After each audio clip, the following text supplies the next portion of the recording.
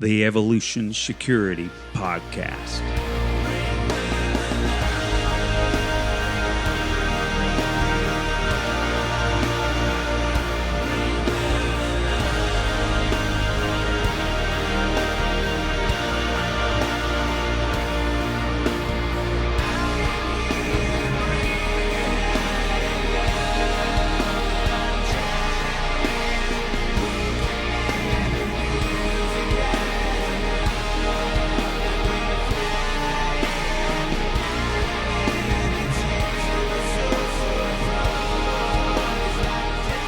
Hello, everyone.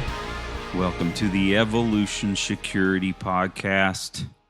This is the Tactical Twins once again together to record a show for you guys. And we are back from last weekend at TacCon and TacCon 23. And we just wanted to give kind of a rundown of that. And of course, if you've never been to TacCon, like Eric, remember when we were chatting with Tom Givens and we said this was our first time, and he goes, "Where the F you been?"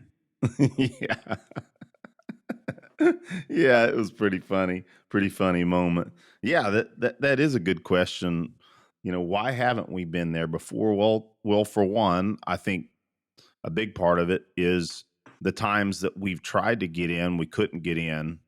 And for many years, I'll just admit, maybe it wasn't a big priority to us because we weren't as much a part of the Rangemaster family until recently. But I can certainly say that over the last 5 years, I've wanted to go. Maybe before that, but as far as really wanting to go, yeah, I would say at least 5 or 6 years, and it just wasn't working out. Yeah, it did this time. So. Well, man, we've got a lot to talk about. It was a blast, and we're going to unpack that a little bit. And again, this isn't just us recounting it. This is us imploring people that are listening that have not gone that they need to go, because it is an incredible opportunity, which I hope and believe will demonstrate. But of course, this is our first show after that horrific mass murder in Nashville. Now, we're not going to delve into the politics much at all, because I don't feel like it, because I hate getting forced to do that. But first of all, of course, we know that you've heard a lot about it by now, so there's not really much that we can add to it. But what we can state is that our hearts are broken for those families, those 6 lives that were lost, and of course, 3 children being among them. And here's what a lot of people don't often think of, is the exponential effect that it has on families, to their parents, to their siblings, to their grandparents, their cousins. Multiple levels, it will affect them the rest of their lives. And I'm telling you, I hope, the case is a lot of them will not recover from it, won't recover from it. But we pray that they do. Amen. So we definitely want to state how much we care about those families and how saddened we are that something so terrible happened. Now, again, not to say too much about the politics, but once again, we are instantly thrust into a defense mode for our freedoms. I've said it like this many times, but I just want to ask it emphatically. In this physical universe, in what way is a single, anomalistic, mentally ill person who chooses a firearm to murder people as they commit suicide, which was that person's plan, how does that connect to me in any way? No causal relationship whatsoever or the millions of other non-murdering citizens right now and into the future? What does that anomalistic, mentally ill person killing innocent people have to do with us? Are we connected in any way in this physical reality, Eric? No, and unfortunately, the anti-gun left would like to draw that connection, but let's face it, none of the suggested gun control measures that they propose would have changed anything. And I don't want to get too far down into, okay, do we know for certain? It does seem to appear that this person, that she used the Keltec sub 2000 as the main weapon, that's what it appears. Mm-hmm. It appears that the AR pistol, I guess we can say that, probably the only third one used in crime that we can draw a conclusion to. It appears that she may have used that to shoot through the door. And but I don't know for certain. It would be nice to know, Yeah. After the investigation is completed, if that is the case. So again, the banning of assault weapons, to use their term, wouldn't necessarily have stopped this. But here's the one thing that is certain: there is evidence that's been released from her manifesto, which I'd like to see. That, I know there's an investigation going on, but there has been some in the media that have gained access to some of that information. Maybe it was, purposefully leaked or whatnot. I don't know. Is that she said that she had at least one other target in mind, was a mall, but she chose not to go to that mall because there were security guards there. So possible armed resistance. So she chose a soft target, which was a school that was likely known to be a gun-free zone. Mm-hmm. And we know that is one method that can stop these, or possibly stop these shootings, at least in some schools, where if teachers are able to be armed. We've talked about that on this show before, so we won't belabor that too hard. But I guarantee that is one way that will help end a lot of these. So, but the, unfortunately, the hyperbole used against the firearms as the culprit and not a mentally ill person is certainly a big problem. So It's weird, and again, they use these poor children's lives. They're using them again to actually assign a significant portion of the blame on us. Yep. Because Eric, Yep. you've got that AR-15 behind you, right? Mm-hmm. So we just have to comment, and we have to end that again by saying how sad and sorry we are for the families of these victims. There is absolutely nothing worse that I could think of than losing my boys to something like that. So again, that's enough about that for now. We just couldn't start this show the week after that tragic event without commenting on it. Yep. So, brother, why don't you bring us in on TacCon? Well, Aaron, certainly segueing into the intended subject, which is TacCon 23, or Tactical Conference 23, which is a Rangemaster event. And I'll just say this.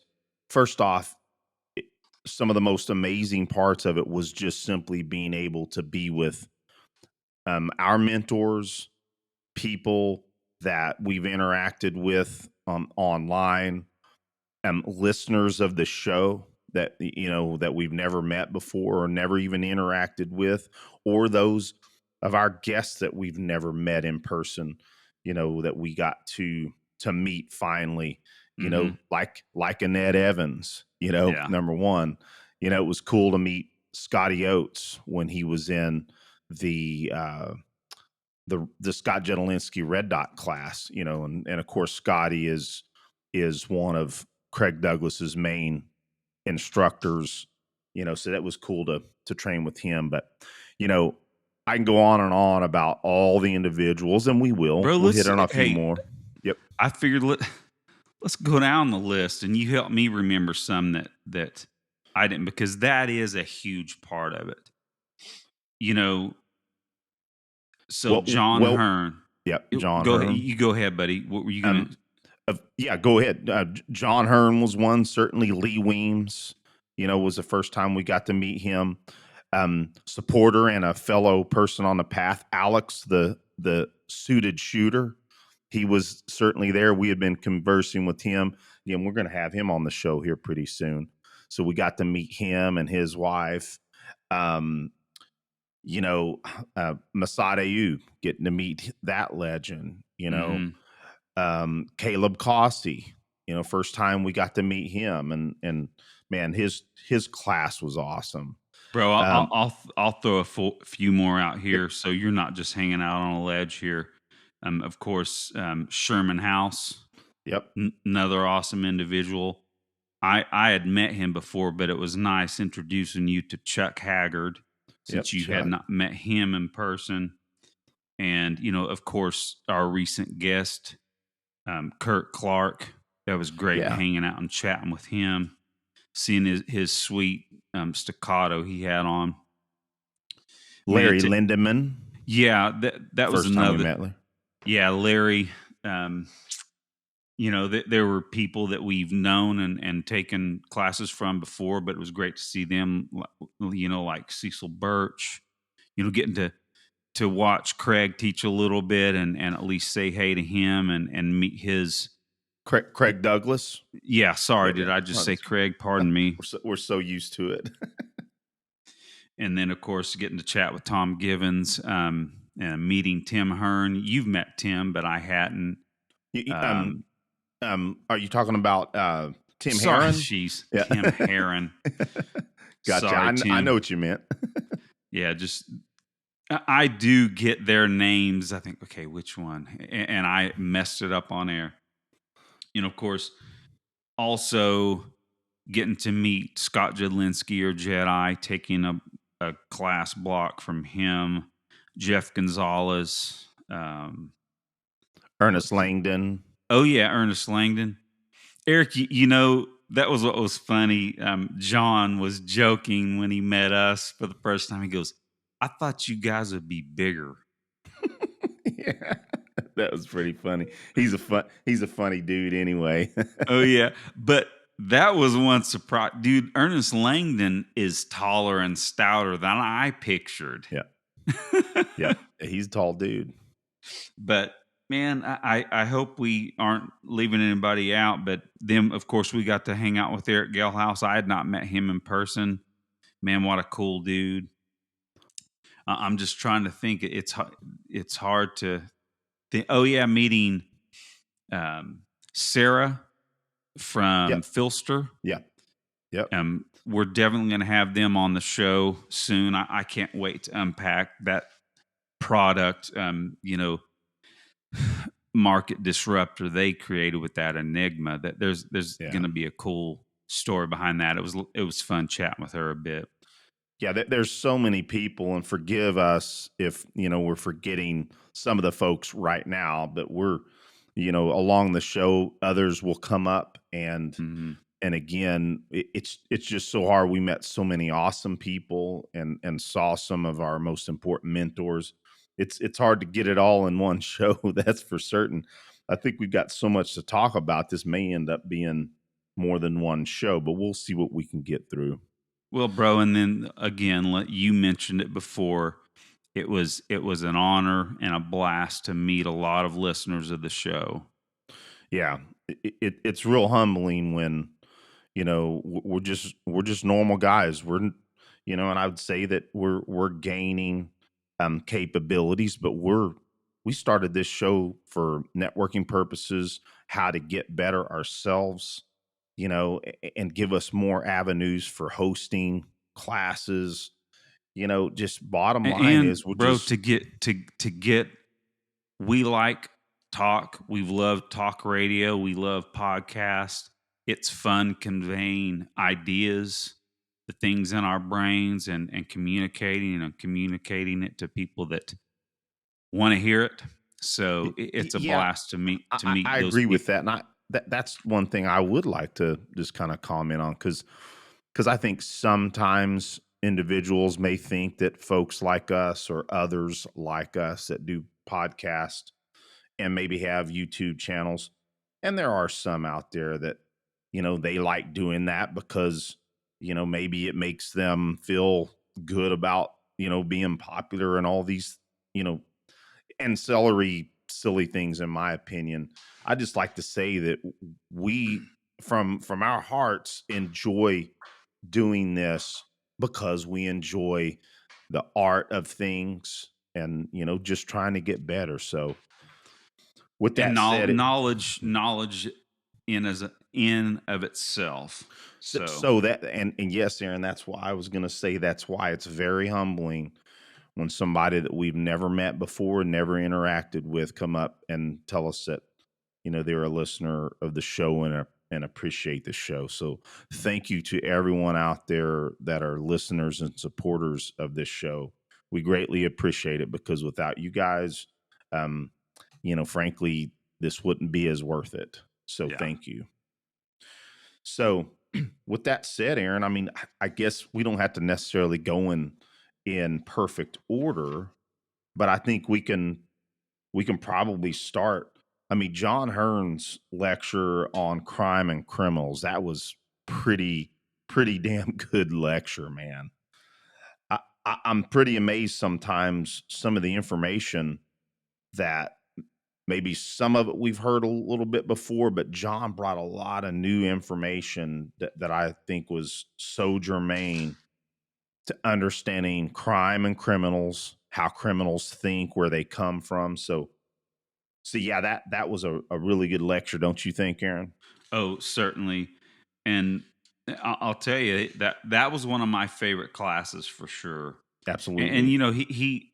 I found it cool. He mentioned the late great Dr. April, and that he wasn't trying to fill his shoes, yet essentially kind of take the baton and Yes. try and keep the intellectual and psychological analyses of criminals, and then how they choose their victims, etc., but understanding them so we can better protect ourselves against them. Yeah, he's a good person to learn from in that respect for sure. Yeah, and frankly, Aaron, after the lecture, I went up and told him that I feel like, of course, people, folks, he especially, like you said, is not trying to take Dr. William April's place. I mean, that can't be done. I mean, the brilliance of Dr. April, may he rest in peace. Um, that can't be done. But most assuredly, John is doing a damn good job, like you said, of taking the baton and running with it. But one of the things, Aaron, that I would really like to point out is we've spoke about this on our show multiple times, and that there is, in fact, a huge increase in crime. And that crime, and this is a lot of information coming out of his lecture. Obviously, we're talking about it. That crime peaked in 1991, right? And there were several factors that caused crime to start gradually going down between 91 and 2015 or so.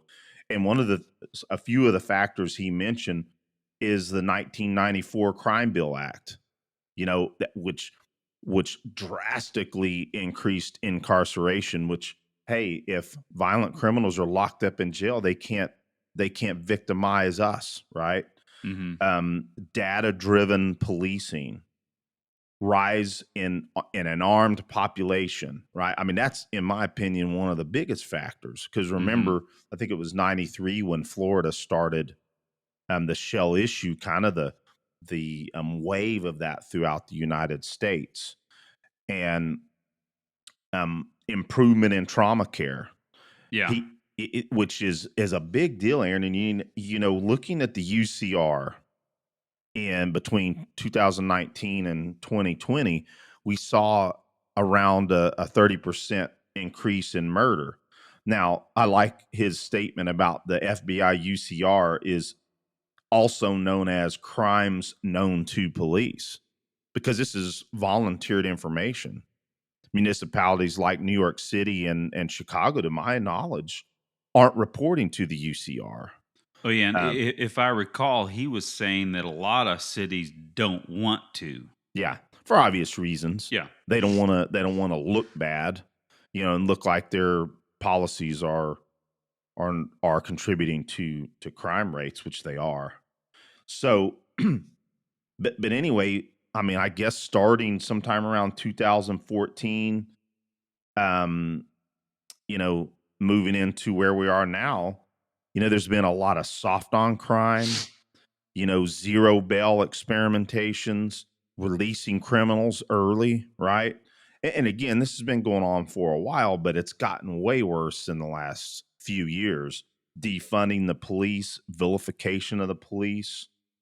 It's there's a causal factors, are actually in fact causing the crime to go up. Mm-hmm.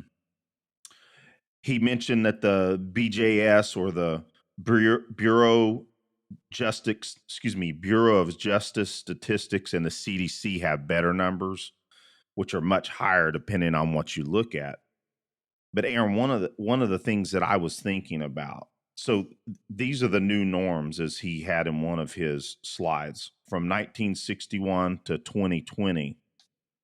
Murder per capita, murder per capita is 7.5. That's up 56% from 61. Rape is 38.4. That's up 309% from 61. Robbery, 73.9, which is up 27%.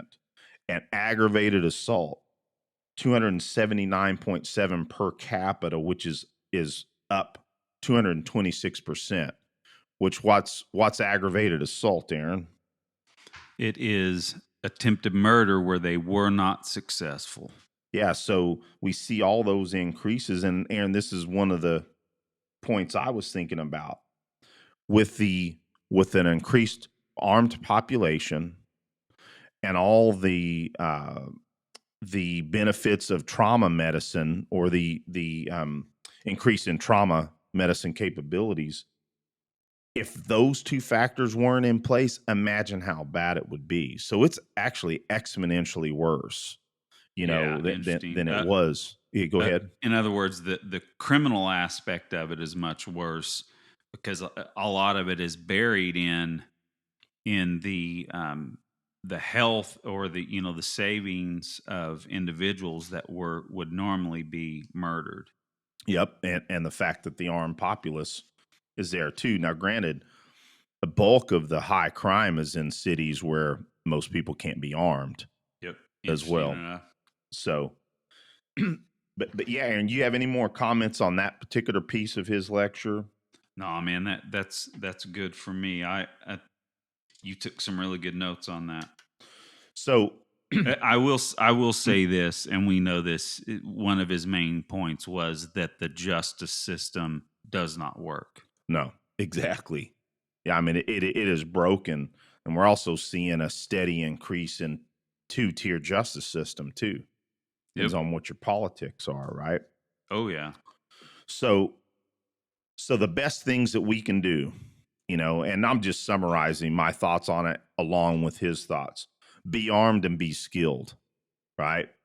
You need to be aware. You need to have muck skills, managing unknown contact skills, like taught under Craig Douglas, and you need de-escalation skills. I mean, those the three things out and about in society, what are people doing around me and what are they doing? Excuse me, who is around me and what are they doing? To quote Tom. But regarding property crime, this was a pretty cool section of his lecture as well. Your residential burglary will not be solved. Yeah. Your stuff will likely not be recovered. And the only choice is to prevent it from happening. And we know, which we've spoke on some of these tactics and capabilities or hardening skills around your home. Of course, lighting, cameras, reinforcing your doors with your door kits or 3-inch, 4-inch screws, so on and so forth. 3M film, all those things are great, but also you want an outward appearance that your home is a hard target. Alarm signs, you want to have an alarm and use it. Let it be seen that you do have cameras monitoring your property. All very important things. But here's a few things, Aaron, that I'm going to change based on that lecture. I thought this was, I felt, duh, why haven't I thought about it that way?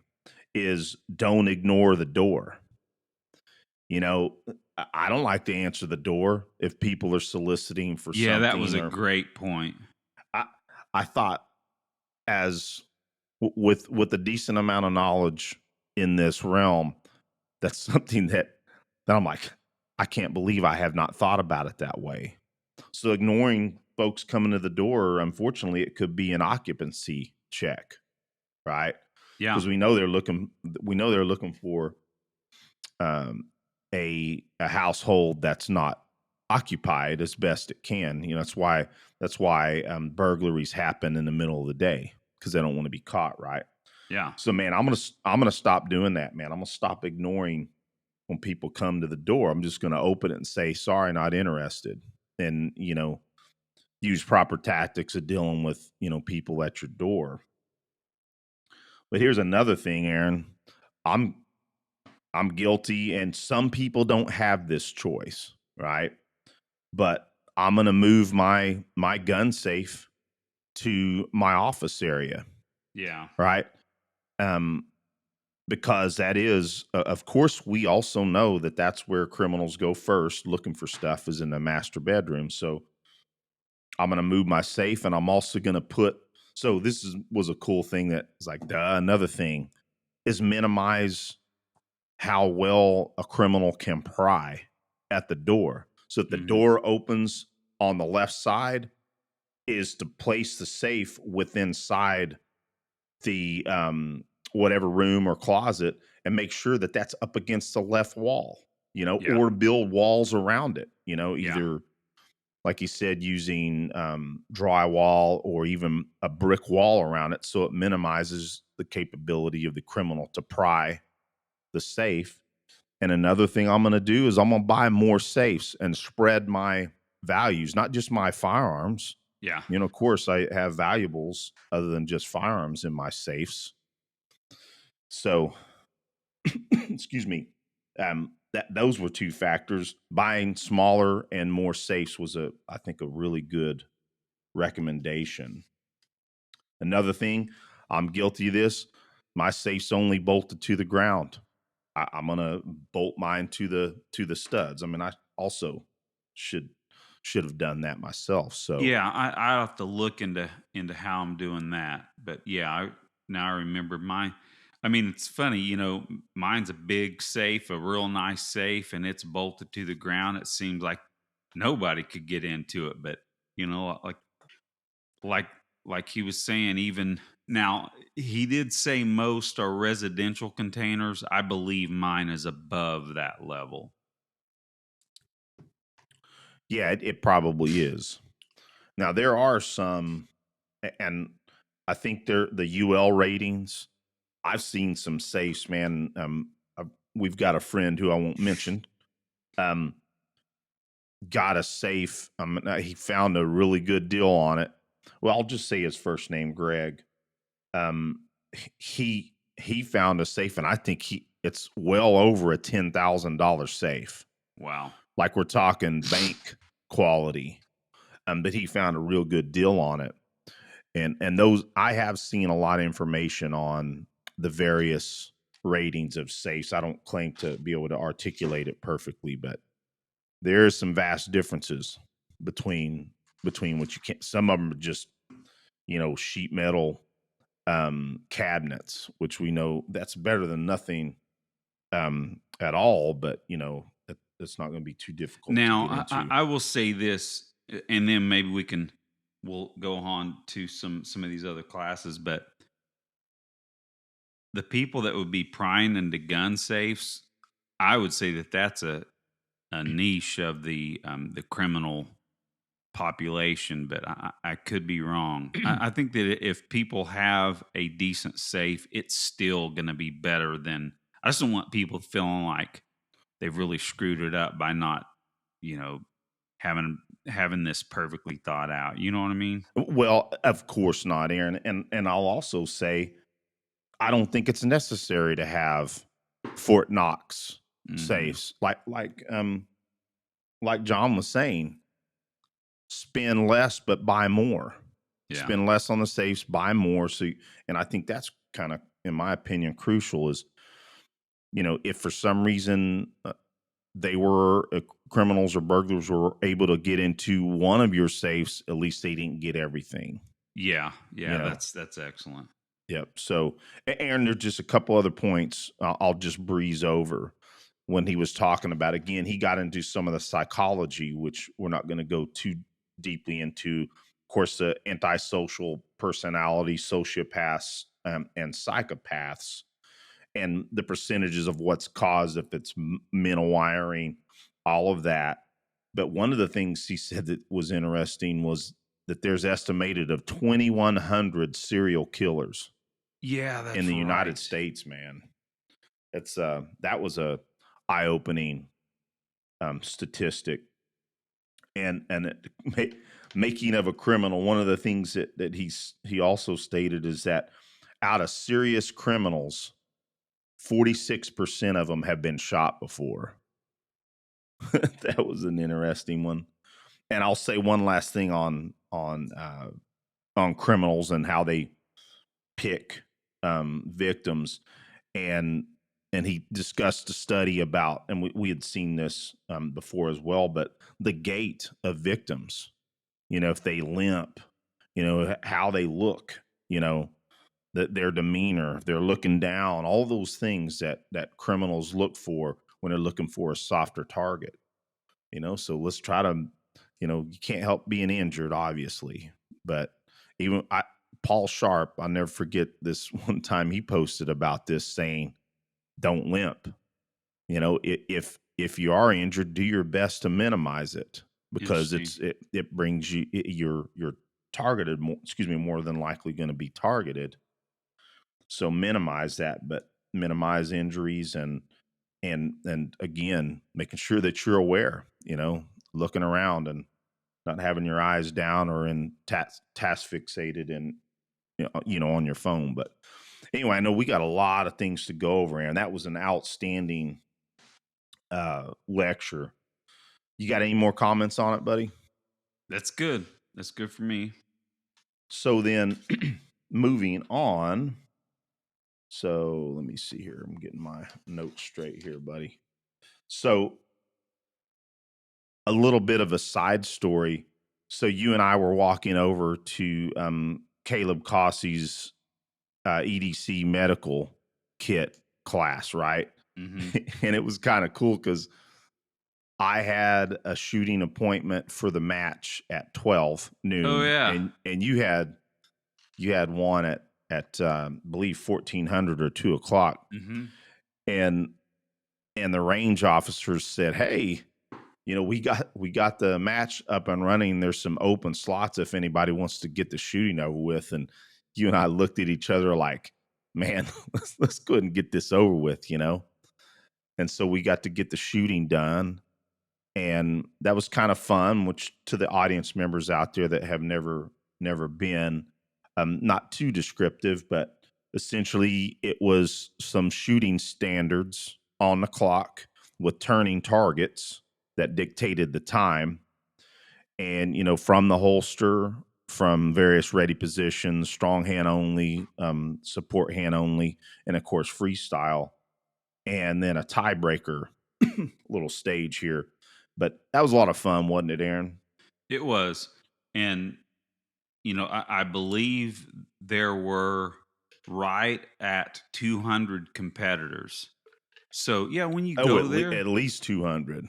when you go to an event like this, whether you're experienced competitor or not, you ought to just compete in it. See where you fall out. And man, I didn't care where I fell out in the scores. I just wanted to do it. Oh yeah, yeah, and it was fun, and of course, I'm not gonna lie, I think I was a little more nervous than I had been in a while shooting some form of a match. So I think that kind of pushes myself. That's why I need to be competing more again, like we have in the past. So let's take a minute to talk about our sponsor, Origin. Origin is growing and expanding exponentially, making all their products in the USA without compromise.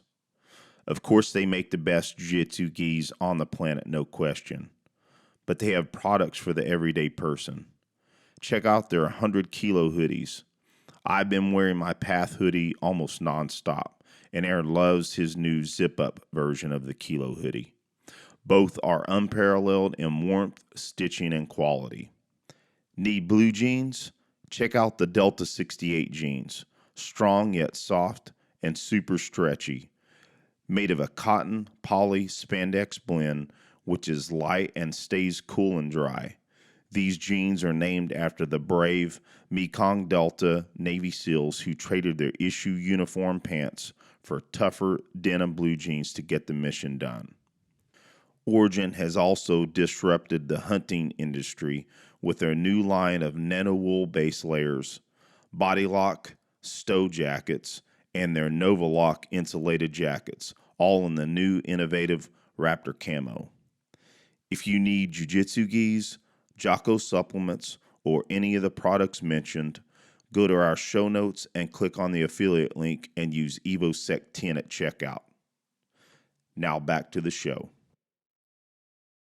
Now, I wasn't nervous, but I had a malfunction in the middle of one of the, I think it was the strong hand only shooting, and I missed two shots because I ran out of time. But that's the way it goes. Yeah. I Yep. can't remember exactly what I mean, it was something I had to tap, rack, and roll with. But so yeah, that was fun getting that done, and then we went to Caleb's class, Caleb Cossey of Lone Star Medics. Eric, so we can make sure that we can hit a lot of these classes. Let's just hit some highlights here, right? Yep. Mm-hmm. Now, I mean, I'll dig in on this one. Go The ahead. the the fact is, right?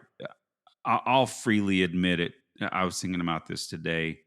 We know the things we need to work on: jiu-jitsu, weightlifting, medical, fitness, and shooting. Right? It's all probably about in that order.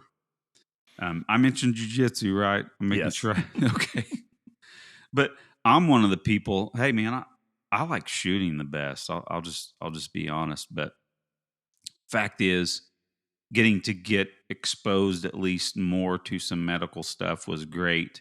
And Eric, you and I came away both being a little floored with one aspect, and it made complete sense. Your TCCC work, certifications that you had while being in the Army and military, you've helped me and taught me a bit about stopping the bleed with tourniquets and using chest seals, etc. But it was nice being told in general where not to pack wounds. Oh yeah. Yeah, absolutely. That was a big takeaway for me. And even with my TCCC training, uh, maybe it was just at the time it just wasn't articulated that well, or maybe it's just that I didn't learn it properly. I don't know, but yeah, that was a big eye opener for me of where not to pack wounds. And Sherman House later in his TCCC for people on the run, he went over some of that again. And Mm-hmm. yeah, man, I'm not gonna lie, I might have packed a freaking chest wound at some point. When we know you might just you pack a bunch of gauze in somebody that has a chest wound, and you essentially can cause a tension pneumothorax with all that gauze. It's like, yeah, man, that was a great takeaway for certain. Yeah, definitely. And of course, it reminded me that I need to take a dang CPR class. Yeah. Yeah. And Aaron, if I can just add a couple of things from that class. Um, Number one is we don't necessarily need combat gauze. Yeah. And I had buddies tell me that before, and I heard them, and And when you say combat gauze, you're referring to hemostatic, right? yes, thank you, Aaron. Mm-hmm, mm-hmm. Yeah, any of the combat gauzes that use the hemostatic agent as to assist. Didn't he say that it only makes like a 5% difference? No, I think it was less than that, like Yeah. 2 or 3%, something like that. I hope I'm right on that. But yeah, it was honestly minuscule. Then you have to deal with the expiration date problem, right? So, man, and I've got quite a bit of H&H gauze. I'm just gonna I'm gonna buy some new H&H gauze too, just to plus up in my kits. Well, So that was good. and I was going to try and go to Caleb is teaching a class here in Oklahoma at the end of May, but it's literally going to be like 2 weeks after my surgery, so I'm not going to be able to make that. But I'm going to go. The next class that I take will be one of Caleb's medical courses. So, but I do want to say this, and we don't want to give too much of Caleb's info away.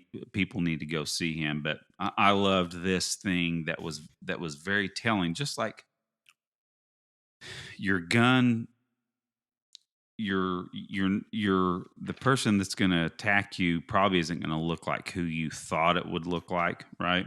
Yeah. But he said when you're going to need medical gear and medical skills, it's going to be sweaty, bloody, muddy, and dark. Yeah. And that's where that gear's got to work. Yeah, I like that. And hence why he said that black gloves were a bad idea. Yep. I found that interesting. Yeah, so it was awesome meeting Caleb and planning to go to his classes. Now, Aaron, I want one more little tidbit, added to his level 1 kit that I haven't been carrying, which is essentially with a few minor differences. His EDC kit is what we carry on our ankle, right? Which is what he calls level 1.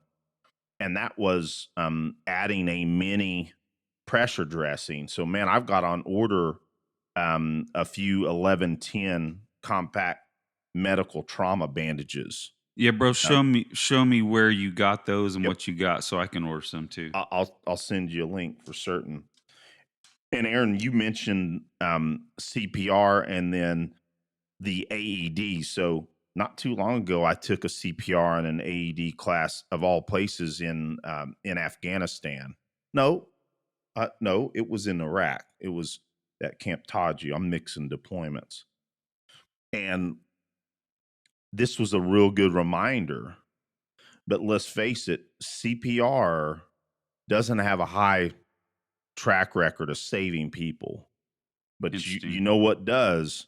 Of course you should do it, because what you're trying to do is you're trying to keep circulation until first responders can get there with a defibrillator and then get them to higher care. So I'm not at all, make sure that doesn't come out as me saying CPR isn't worth it. It absolutely is. It may very well, if people get there on time, can save their life. So CPR is still important.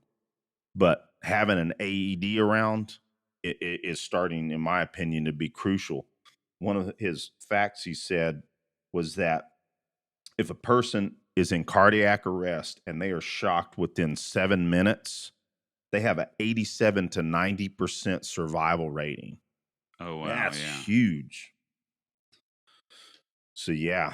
that was a a good reminder to go to your office, make sure you know where your AED is, and tell your coworkers where it is too. Because hey, you just might be that person that needs to be defibrillated, and hey, you want people knowing where it is.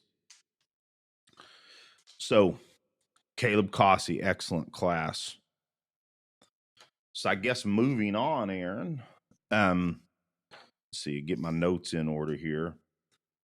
So I guess the next one's, forgive me, man. I'm just, some of this is going to be out of order, you know. So Aaron, I kind of thought we would move on to a couple of the actual live fire classes. And the first one for both you and I was Scott Jedelinsky's Red Dot class, the 4-hour block. And I'll just ask you, because I had taken Scott's instructor class, I'll just ask you, describe the impact of that class on Well, you. I'll say this, right. I've had a lot of shooting classes. One thing that is for certain, most of the classes that I've taken in the last 8 or so years have been in integrated fighting classes like Craig Douglas and Cecil Birch and Cliff Byerly, and then a lot of pistol instructor courses, which you're not going technically into shooting, right? Mm-mm. There's a little bit of it, but not. But I will say this, that Scott's pistol class was the best shooting class I've ever seen, and it was 4 hours. Yep. So the deal is with Scott, and if you've not been to one of his classes, get in one, because even if you don't take everything from his techniques, he doesn't say, right, that it's the way, it's a way. Yep. But witnessing him, how he instructs and how he gives the why to everything. Now, people, that's kind of cliche. They give the why to it. Well, he actually talks in specifics about the physiology of it, and he went from the feet to the eyes, and with a lot of detail. And Aaron, he based it off of the mechanics of jiu-jitsu too, Yep. which I loved. Yeah, and that was one thing too. He asked everybody to, I don't remember how he put it. I think you said this when we were talking about it. He asked everybody, because he was talking about that fact that he gets the, kind of gets the way he teaches and understands shooting from understanding jiu-jitsu. He said, how many of you do jiu-jitsu? And, some of us raised our hands. And what did he say? The rest of you, what's wrong? What did he say? He said, you need to fix that. Yeah, essentially. And he said it in his instructor class too. I think that's one of his big points is essentially he said, why the F aren't you? And you need to fix that, Mm-hmm. which we of course agree with. And that was a kind of a cool point. Scotty Oates, he's a Hibero black belt. And so, and remember Scott Jedelinsky was looking for somebody who shot primarily isosceles, and Scotty Oates was volunteering himself. And I remember Scott said, I don't really want to use you, sir. Yeah. Of course, Scott's a brown belt in jiu-jitsu, but just out of respect, he wasn't wanting to use Scotty as an example. But of course, Scott's like, use me anyway. No big deal. That was kind of cool. But yeah, I agree, Aaron. It was a review for me. I think my biggest takeaway for you individually is that's why still yet I think you need to take his full instructor class, or even whichever one you can get into, because he teaches the same material in both classes. It's just the instructor development class just spends a little more time on the coaching aspects. But that was the only thing I kept thinking for you, it's like, I just wish he could have gotten a little more repetition in it, Well, which I think you can benefit from. definitely, and but I just have to reiterate though that essentially he goes he went through again in just a 4-hour block. He went through in detail the entire shooting platform, Yep. the From body stance to platform. grip. Yep. He went into the details more than I've ever seen. And of Eh, course, his delivery and articulation, he's entertaining because he's freaking funny. Um, the whole deal. But yeah, I enjoyed that, and I am certainly going to take his instructor course whenever I can. Yeah. And I need more repetition at it as well. I mean, he was correcting me a few times um, on a few of the techniques too. So it was good to be under his guidance again. And that's why Bro, I'm gonna, yep, go ahead. one thing that really offended me though is I'm sitting there trying to work on the technique, and he comes up behind me and he goes, "Aaron, be like your brother." Like, what the? No, I'm kidding. I thought it was actually pretty cool. Yeah, that's Um, nice of him. Well, well, cool. Yeah, that was excellent. So you got anything else on that? Everybody needs to get into Scott's classes, plain yep, and simple. yep. He'll change your life with his shooting methodologies. Um, so Aaron, my next class was with Ernest Langdon, and it was his trigger control at speed. And I'll just say, man, um, Ernest is an excellent instructor. Um, the premise or the summary of this class was, the kind of old adage or the NRA kind of method of pressing a trigger is, slow, steady pressure until you have a surprise break, right? And essentially, that's what Ernest was saying. Hey, this is dispelling that myth. When you're shooting on command and you're having to shoot quickly, you can't have a surprise break. It's BS, right? I mean, you need to be able to align those sights and press the trigger as hard and as fast as you can, but not move the sights. And essentially, that's what the class was about, because you can run.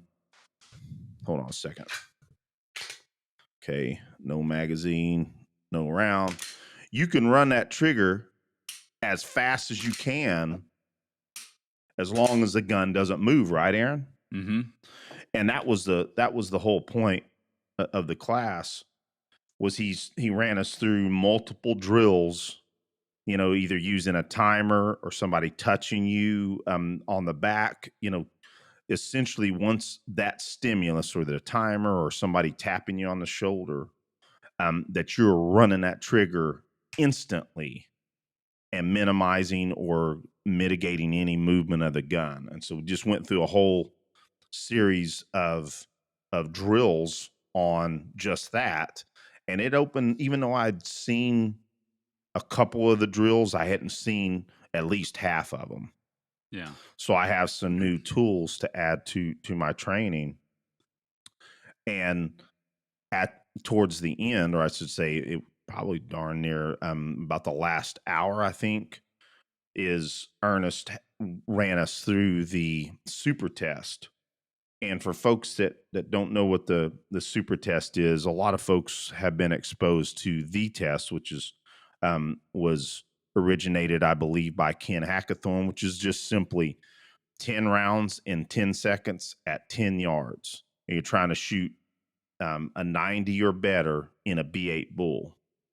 Well, Wayne Dobbs and Daryl Bolke created the super test based on that, and it's 15 yards, 10 rounds in 15 seconds, 10 rounds at 10 yards in 10 seconds, and 10 rounds at 5 yards in 5 seconds. And like all excellent instructors demo, and Ernest demoed every damn thing, just like Scott Genelinsky and all of our mentors that we trust the most, and doing a superb near 100% accuracy on all his demos. And when I say near, I'm talking about only dropping, 2 points in the super test. So he ran that super test in front of everybody, 30 shooters, half of them instructors, and shot a 298, which essentially just dropped 2 rounds into the 9. All his other rounds at the 15, 10, and 5 are all in the 10 ring at least. Awesome. And he looked around and he said, and I was impressed by this, and it gives us encouragement, because when we go up, we don't hold a candle to any of these folks, but we do teach classes ourselves. And when you're going up to demo, it's a lot of pressure, right? But the fact that he mentioned that, he's like, hey, I'll take a 298 all day when I'm in front of all these 30 people, a good percentage instructors and high level shooters themselves.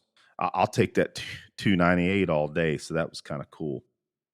So, yeah, and then we ran through it. We didn't get to do the 5 yard because we ran out of time. But I will tell you this, that super test is going to be one of my main drills for a while, because I got a lot out of it. I didn't shoot the 15 as well as I'd like to. I shot it about the pace that I shoot the 10 yards. So I needed to slow down a bit. So, well, Aaron, how about you? One of your classes, you had Jeff Gonzalez, didn't you? I think at the same time. Yeah. So yeah, we got split up in our classes. I took Jeff Gonzalez's 25-yard diagnostics. Now, I'll tell you what, 25 yards doesn't lie. Mm. I know that there are shooters that even are like, man, we shoot at 50 yards. We used to shoot at 50. Okay, fine. But when I've talked about this multiple times on the show, I literally just started in about the last year and a half trying to shoot groups at 25 yards on a B8. And several months ago, it was the first time I got everything in the black. And I've done pretty well, but I'll just flat out, dude, my performance in that class, I was a little bit discouraged. I know that a lot of it has to do with my neck and my nerve damage, but I still came away knowing what I need to work on. And as my strength comes back, it was cool. I didn't know what to expect with Jeff, because I kind of had an impression about him for some reason that he could be a little bit harsh. I don't know why I thought that. Yeah, and I think I told you that. I'll just double down on what you're saying. Yeah, perception sometimes come from weird area, whatever could have given you that impression. But yeah, as you know, I took a class of his back in 2004. I mean, he was a super nice guy. Oh And man, yep, he was super encouraging. And how it went. And see, this is where you can say you got to put yourself on the line in some of these classes, right? You got to put your skills right out there for everybody. yep. Everybody in a class, and then world-class instructors, right? So Which, and I'll add, is it is mixed in with doing hard things, in my opinion. It is, mindset. but yep. Yeah, Is that go what you're ahead. saying? Yeah, I mean, obviously it's not super hard. It's not like, doing ECQC or EWO and simunitions, but there is an element of that novel stress that you have to go through when you're putting yourself out on the line. So yes, go ahead. So essentially, you would do a relay, right? And we had 8 people, and 8 people, I think, is what it was. And you're essentially taking an exam right there in front of the class, and everybody gets to see your grade, right? Because after every single relay, Jeff would go down there and all of us would analyze each target, right? Awesome. And there were some things where, of course, it was clear exactly what someone's error was, but and then sometimes it was like, let's do a little bit of experimentation with this. I think he'd say, I think you're doing this, and hey, let's try this. But every single time he had a suggestion for you to work on the very next relay. So we went through that, multiple types of drills. We did kind of an assessment at the beginning, and then every single round from that point on in the class, 3.5 hours was all at 25 yards. So I'll be frank, I was definitely on the lower end of the shooters. I was not having a great day. But again, I'm glad I took it because I learned from it. I learned what I need to work on. And I kind of want to digress a little bit on that, Eric, is that you and I both have came to the conclusion that we've been learning so much about shooting technique in the last couple of years that we need to focus on our jujitsu and focus on our medical classes and stuff like that, and take our own time to really delve into this stuff that we've learned about shooting. We've got a lot to work on with what we know already, right? Yep. And with what we know we have to work on, in our journals, what we know we need the most work on. Yeah, man. So I mean, I think that's what you and I talked about.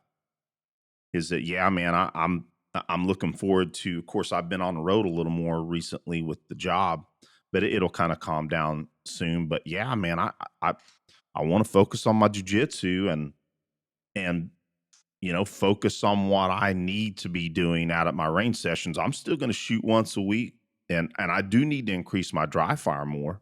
Yeah. I kind of gotten to where I slipped into only dry firing a couple of times a week. And I even did that leading up to TacCon, and I kind of a little irritated with myself, even though I had decent performance. I know I could have done a lot better if I'd have been dry firing more. Mm-hmm. You know, and Aaron, this is kind of off subject, but it's something that Kurt had mentioned, and something that I think that you can still probably um, get into even before your surgeries and after is, had you ever seen these captains of crush? I have a little bit, yeah. So again, Aaron, yes, you're dealing with your nerve issues because it does affect your strength levels, obviously. But yeah, man, I think you should really consider, and we've all seen these types of hand exercisers. Um, we've seen them for years, man. I think they've been out. I mean, Uncle Jeff used to have them, but Mm-hmm. man, I those. remember. That's exactly what comes to mind. That's funny. But the reality is, man, those things are kind of wimpy. To a certain extent, they might help, a little bit. But I mean, these captains of crush, man, these things are legit. Now, this is one of the trainers to start off with, so it's not that hard. But for a lot of people, it can be difficult.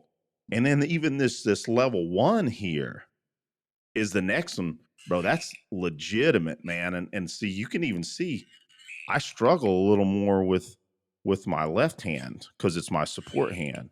Yeah. But yeah, Aaron, I really recommend that you at least get these. I've got a 2 around here somewhere, man. That sucker's hard.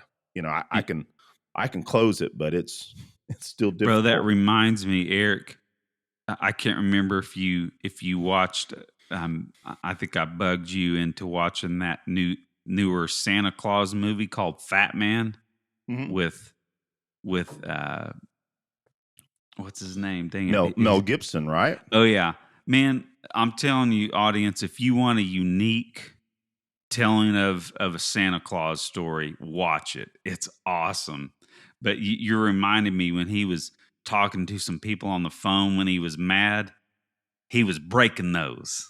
Oh, He was using them so much he was breaking them. And then he had grabbed some more out of his this I joint. He had I stuck them. remember that, and they may have even been captains of I think Crush. they were. So I think I remember that. Yeah.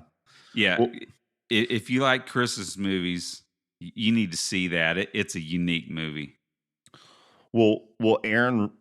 I guess kind of moving on, we won't hit on a whole lot of details on a lot of this just because, man, a lot of this is lecture information that's in a way to some of the folks is some intellectual property, but it was Bro, let awesome. me Mhm. let me ask you this, and then let's hit on some highlights of the lectures. Now you talk about that Eric Galhouse class that you took. Oh, you want me to talk about it real quick? Yeah, Okay, sure. Yeah, so Eric Gilhouse, awesome dude, awesome instructor, and man, just a kind person, man. I really really like Eric as a person, man. But he's yeah, real so nice to you, dude. But for some reason, he's likes to smart off to me and egg me on. What's the deal with that? that is funny.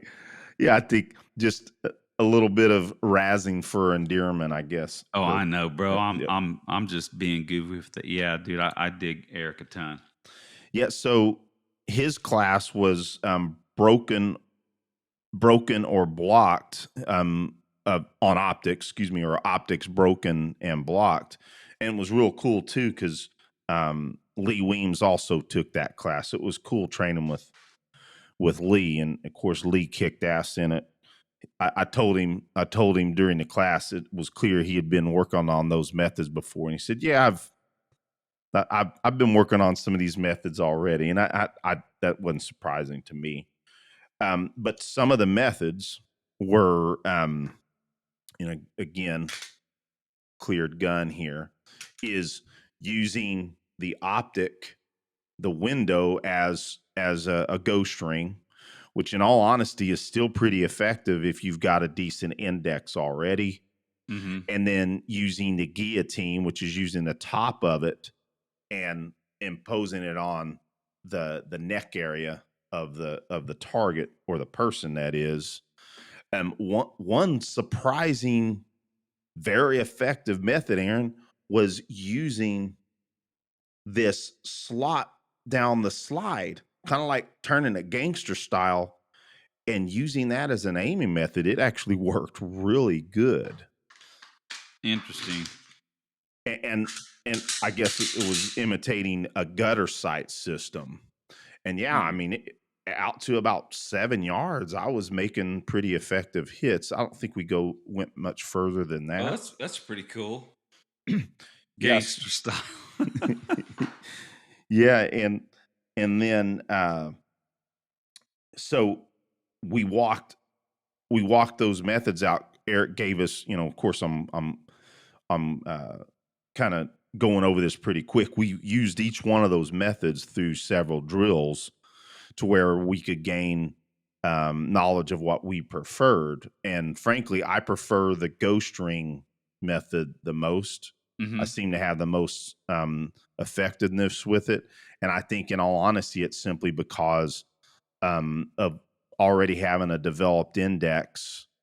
And you kind of also got to shoot the drills so that you can get a feel to make sure that whatever method that you're using is in fact, you might have to tweak it a little bit as you go further back because you'll notice of course impact differences. So um So, bro, for instance, so using it as a ghost ring, I'm kind of looking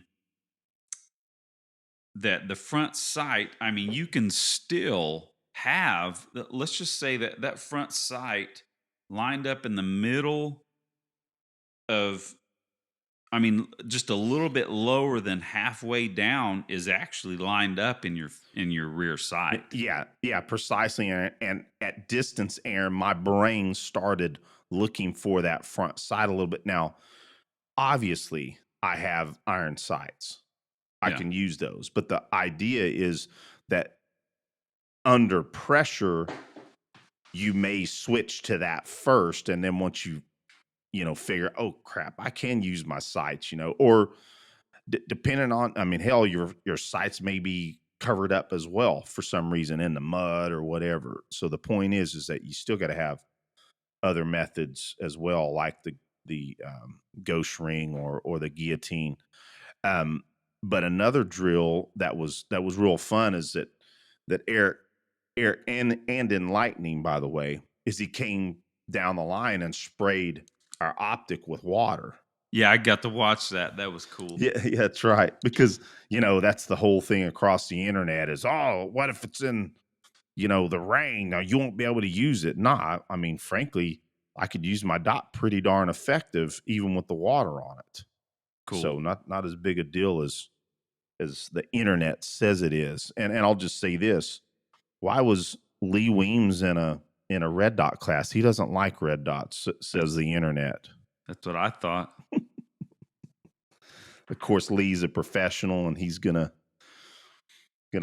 learn what methods clients are going to show up with. So he puts in the work, and it's clear.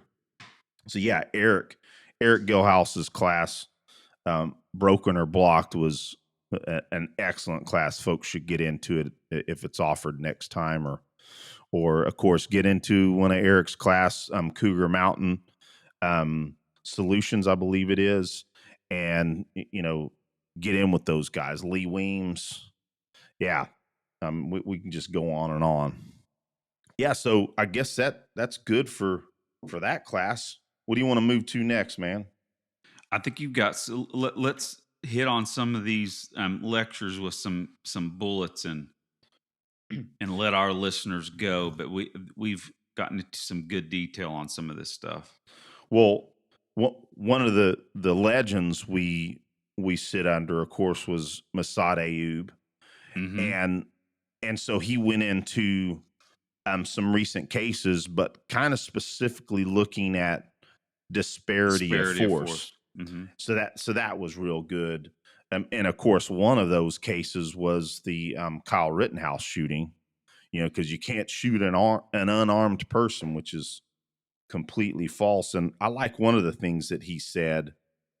A person going for your gun isn't an unarmed person. It's a person going for a gun. Yeah. So that was another good point. Boy, people should take lectures from him, because he's a little bit more animated than when you see him on videos on YouTube talking about 1911s and such, and shoot me first vests. Yeah. Yeah, and boy, he would belt out a loud. I mean, he would go from 88. I'm exaggerating. He'd go from 60 decibels to 100. And everybody. Yeah. Yeah, it was fun. It was fun meeting him and having that great class from him.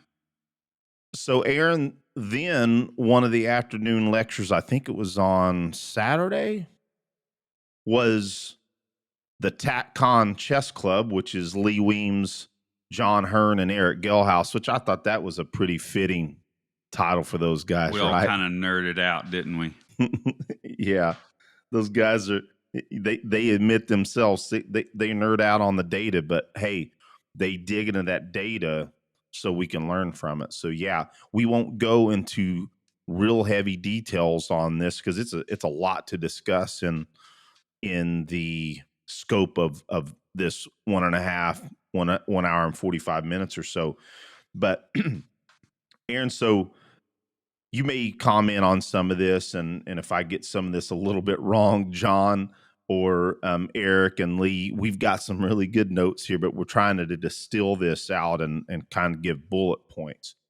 But essentially, John Hearn's study by Adam Biggs, and this was, just to digress a second, this class was called Our Favorite Research Studies. So of the three presenters, as I just mentioned, they chose their the most recent and favorite studies that were impactful to them. And John Hearn's the Adam Biggs study took 24 Navy SEALs who are on 24-hour sleep deprivation, and they ran them through a pretest with role players either being hostile, armed and hostile, folks that were uncooperative, but unarmed, and then docile unarmed personnel, and they pre-tested them. And I'm not going to go into the details. I'm going to try to slide the study into the show notes. But essentially, what they found is some of the guys were shooting no shoots, right? Folks that didn't need to be shot because they're under pressure. They're a stressful test.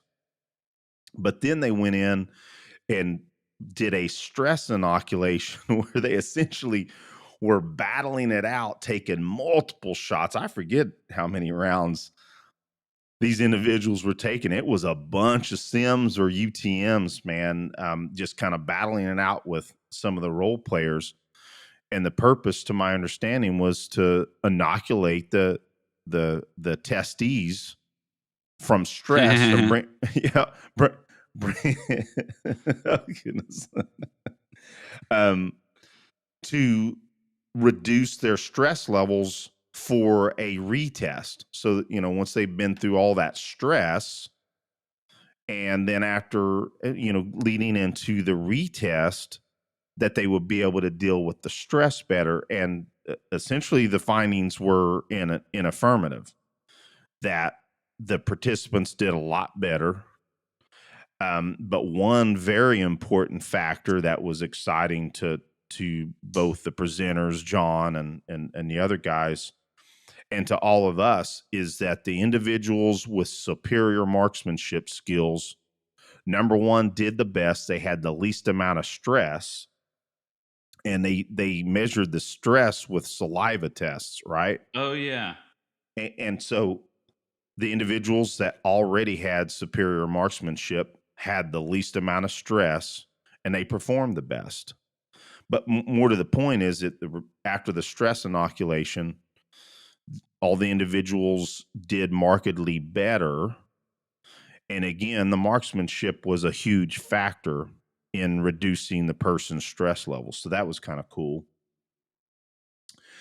Now, as far as, excuse me, Eric Gilhouse had 2 studies, but I'm going to bulletize the one that I think was real interesting.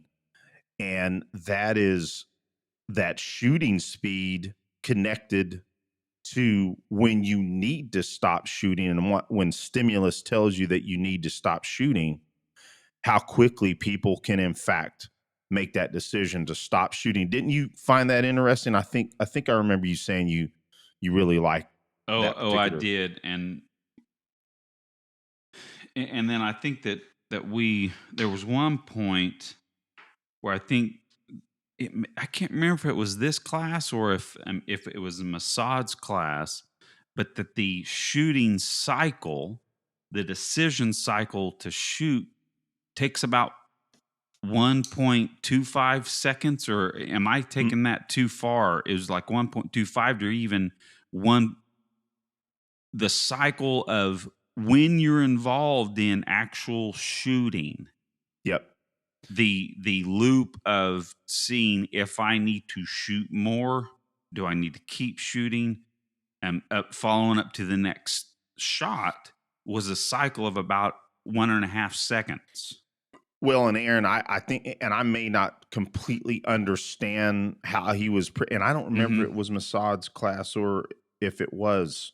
I may be getting them Eric's. mixed up. No, Aaron, but I remember that being stated, and I really want to dig into that. But in other words, again. yeah, that's so. Go and explain it to how you were, though, buddy. I'm interrupting. Yeah, no problem. But I mean, I think that was that second and a half from when the stimulus says, "Hey, that person's doing something. I need to shoot them," and then making the decision to deploy your weapon and shoot. I think it was around a second, 1.25 seconds. We'll have to dig into that, make sure we have that information correct.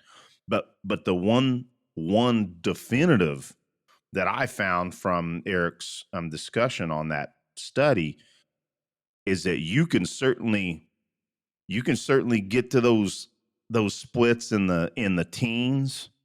And I think Scott Jedlinski, and I think he's quoting Daryl Bolke, where calls them jailbait splits.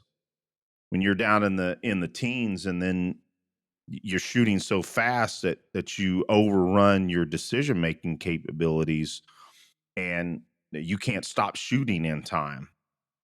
And again, Eric, please let us know if we got this wrong, but by my understanding or remembrance is that it really came down to about point 0.3 or point 0.4 seconds was about as fast as people could reliably stop shooting when they needed to stop. Yeah. So even quarter splits, is a little too fast. So what does that tell us? It tells us that when we're shooting super fast splits, some of our training needs to include shooting slower and more definitive decision making. And I think including, John Murphy has some pretty cool methods of, changing laser colors, and I've been thinking about some methods how I can do that on my own with some stimulus when I'm at the range myself. But and Eric brought up the police officer, that female police officer that is a high level competitive shooter in California, and trains under Taryn Butler. And when she was in a live shooting, she slowed down, taking more precise, slower splits when she was against that assailant. And again, her brain slowed down to the point where she needed to, and she made superior effective shots, and she was going a lot slower than she normally shot competitively. So They were a good point. saying that she would shoot a couple of shots and assess whether she needed to shoot, and I think she did it like 3 times. Yeah, and I've seen that video. Pop, I'm gonna look it up again. Yeah, it was pop, more like pop. pop, pop, pop, pop. That's just my memory. Yeah, she was super controlled, and of course made 100% hits to my remembrance. So that was a cool one. And Lee, he did a study or reference a study on skill integration, where essentially, to my understanding, they researched police academies doing their regular training blocks, and how everything was disparate.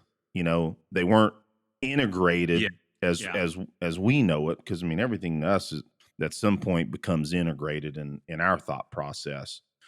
But that essentially this study showed where these academies were not, where they just did block training, shooting only, qualification, defensive tactics, so on and so forth, arresting, that they, if they didn't integrate those skills, those police officers, unfortunately, did not develop as well, to my remembrance of the study. But that essentially, the study brought out that integrated training methods, similar to in scenario based type training, where you're integrating all of those skills, are most important. And again, Lee, if I got that wrong, please let us know. It was definitely a good set of studies, and I think that's one of the reasons why you go to these events, is you get to learn and delve deeper into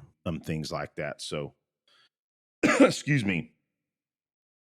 So, Aaron, I think that does it pretty much. We went to other lectures. I will mention Tom Givens did a pretty neat lecture on the history of lights over time. Like, so, man, I didn't know some of those flashlights were all the way back in the 1800s. I wasn't tracking that, late 1800s. And then also the integration of light and shooting techniques. And of course, Tom always brings awesome historical data. All the guys that we're talking about bring awesome history that was also edifying. Well, I think it kind of makes us come full circle. There's just way too much that happened in that 3-day weekend for us to do it justice. but these are some real Oops. important aspects to us that we've covered here. But suffice it to say, I don't believe that there's anything like TacCon. Nope. Yeah, I mean, Because and so I want to give a shout out to Tiffany Johnson, who, as far as I know, still runs that thing. yeah, If she's not, I know she's got a team, but she does most of the heavy lifting on that. Pulling together TacCon, and for Tom to start an event like that is another thing that we owe Tom some gratitude for. oh, Because absolutely. so you show up to a week in which, yeah, it's not cheap, but for what you get, it kind of is. Yeah, Um, the opportunity to compete with world class people, get the opportunity to run around and meet so many people. It's a huge family, is what it is, right? But the point is, like I was saying, where can you go for 3 days and the top experts in the country, and that's no exaggeration, are all in one place for the weekend. And you, of course, beforehand, you need to choose some shooting classes you want to do, because those are, you can't just stop by one of those because it's controlled safety, all that stuff, and open slots. But the rest of the time, you just look at the schedule and choose what you want. And I was stoked to get into some medical classes, and I was stoked to get into all the lectures that we did. Those were my favorite parts. I loved shooting, and I really enjoyed, you know, getting to take Scott's class. But it was, to me, it was all about meeting a lot of our friends and mentors from afar, meeting them in person. We met so many of our guests, right, yep. for in person for the first time.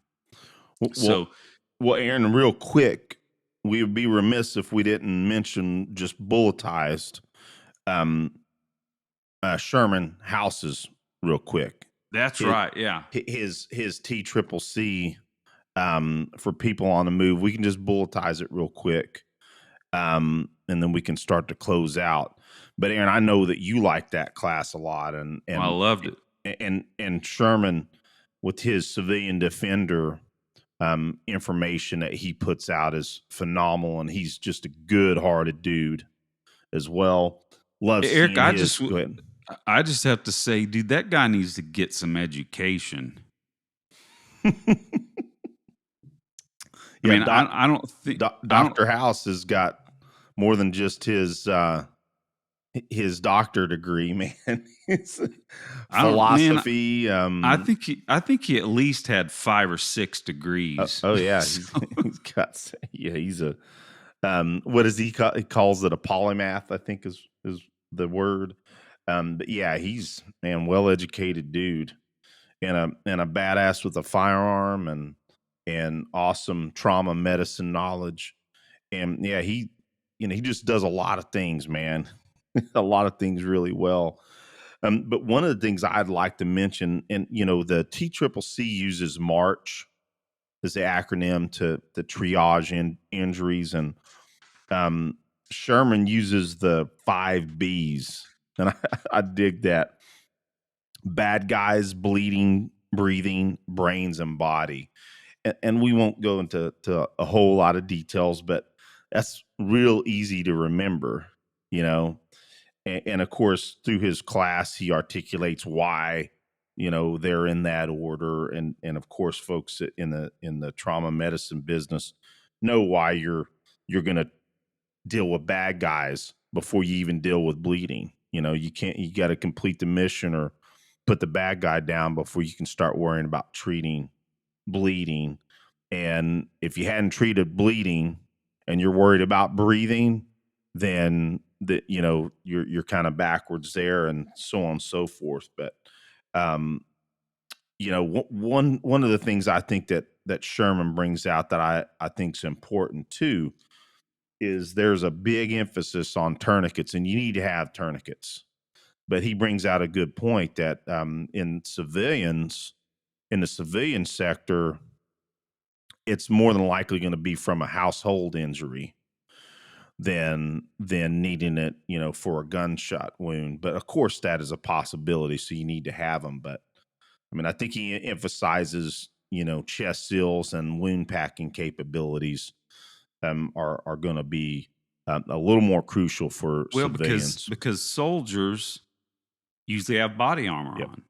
Yep. So there is not as much of a concern with chest seals and packing wounds. Yep. I never thought about that. Yeah.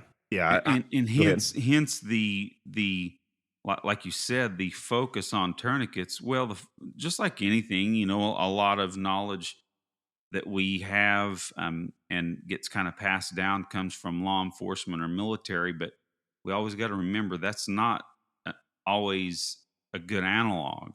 So, Yeah. and Absolutely. the fact that tourniquets are so big, well, it's because these guys in the military, they're getting limb wounds instead of chest wounds for the most part. Yeah. No. Excellent point he makes there, and I agree with that. Not because not because I'm a medical professional, but because I see what's happened as I was a soldier, and then looking at what really happens with civilians. But I think the point is, yes, you should be carrying a tourniquet, but if all you're carrying is a tourniquet, you're not carrying You're not prepared. yeah, you're not carrying gauze or chest seals, ways to pack wounds and stop bleeding other than extremity bleeds. Then yeah, you need to up the game. So yeah, we don't have to hit too hard on. Just suffice to say, man, I learned a ton in Sherman's class. He brought a lot of really good examples. His slideshow where he was showing, actual wounds and their mechanisms, and that was, of course, There was some educational. gross stuff.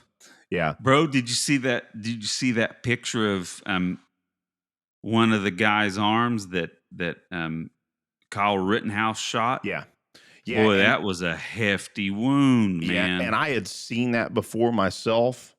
But yeah, I mean, just showing the efficacy of even a small rifle round, And well, and he and I kind of started talking about it in the middle of that. I said, "So was that gases there?" And he said he didn't believe that it was the gases. It was just the hydraulic. That's one thing that when it comes to temporary wound cavities is essentially it's hydraulic pressure because your body's full of water, right? Yep. So when you get this major expression of energy in a condensed area, it explodes with hydraulic pressure, and that's what that was, man. That was simply a hydraulic pressure explosion. And dude, that guy's arm had a big gaping hole in it. I mean, that was ugly. That guy's arm's not going to work very well. No, and remember, I don't mean to laugh. Sorry, but I mean, hey, he pointed a gun at Kyle Rittenhouse, pointed at his head, and he got shot for it. And that was one of the freaking that damn prosecutor that was saying essentially that he wasn't pointing it at him, or that I think he said he only pointed it at him for a second, but he wasn't pointing it at him when he got shot. Oh, yeah. That freaking idiocy, man. I mean, that guy should be disbarred, in my opinion. Yep. But anyway, well, listen, man. One other thing about the organization. I mean, the organization, back to Tiffany Johnson. She did an unbelievable job, and I will also say that all the people, men and women that were RSOs, thank you, because I know that was super hard work. We saw them busting their butts throughout the day, and a labor of love to make sure that ran well. So just want to shout out to all the folks that were RSOs and all the guys that ran the competition. Yes, That must have been a ton of work. So we thank them too, because that's a fun aspect of the weekend for sure. Well, cool, man. Well, listen, we still have more things to talk about. We can sprinkle in some of our upcoming shows. We might talk a little bit more about the competition.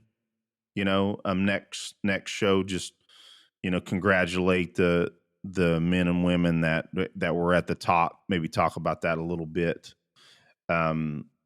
So yeah, man, there's just so much.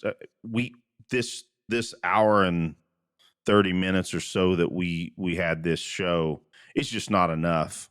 There's too much. Well, I think we just need to distill it in this. I pray that this conference goes on for a long time, because we all know that soon Tom's going to retire, but I can't see him retiring from this.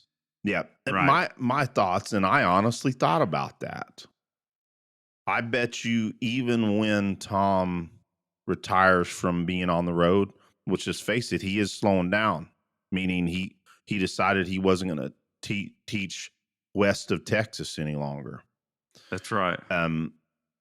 So that's kind of pointing in the direction that, yeah, he's going to retire sometime, and it's may not be too long from now. Who knows? Handful of years.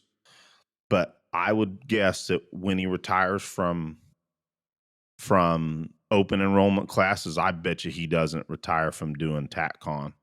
Yeah. That just my thoughts. But I say all that to say, you listeners out there, try and make TacCon, and then try and make it, at least an every other year thing for the near future, because it's an excellent spending, your time and your money, because Eric and I had a flipping blast for sure. Man, a blast just training with each other, as brothers, as twins. We love being able to do those events. They're some of the most favorite things and events that we get to do together. It was a blast. And then also hanging out afterwards, good dinner, meeting new people at dinner. Like, give a shout out to Dakota. She's doing awesome. Meeting her and Cindy, who was also in the Langdon class with me. Just meeting neat people. Yeah, it's worth every cent spent and every bit of time away. So yeah, can't say enough about it. Yep. Well, I'm going to go ahead and get some dinner with my family. I think I heard my teenage boy come in finally. Cool. Awesome. Well, bro, enjoy your evening, man. You too. Have a good one. Good hanging out with you. As always, buddy. Take it easy. Talk later. Bye. Bye.